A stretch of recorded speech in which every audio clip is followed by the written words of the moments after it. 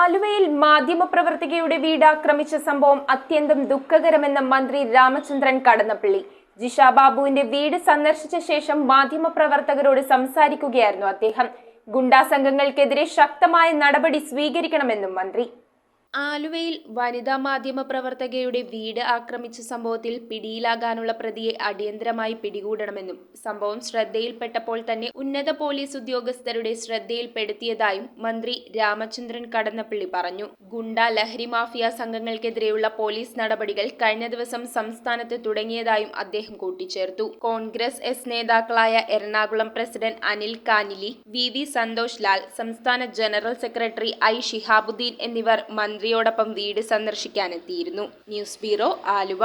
കൊച്ചിയിലെ ഏറ്റവും നല്ല വെഡിംഗ് ഡ്രസ്സുകൾ, മാമോദിസ ഉടുപ്പുകൾ, ആദ്യ കുർബാന ഉടുപ്പുകൾ, ഡെക്കറേറ്റീവ് കാൻഡിൽസ് മുതൽ ഗ്ലൗസ് വരെ, കുഞ്ഞോമനകൾക്കായി കുഞ്ഞുടുപ്പുകൾ, ബർത്ത്ഡേ ഐറ്റംസ്, സോക്സുകൾ, ഷൂസുകൾ, അങ്ങനെ ഒട്ടേറെ ബേബി പ്രൊഡക്ട്സ്, വധുവരന്മാർക്ക് ആവശ്യമായ ഫ്രഷ് ഫ്ലവർ ബൊക്കെ, ഇവയെല്ലാം നിങ്ങൾക്ക് അൽഫോൺസയിൽ ലഭിക്കും. Alphonsa, the rich quality at the right price.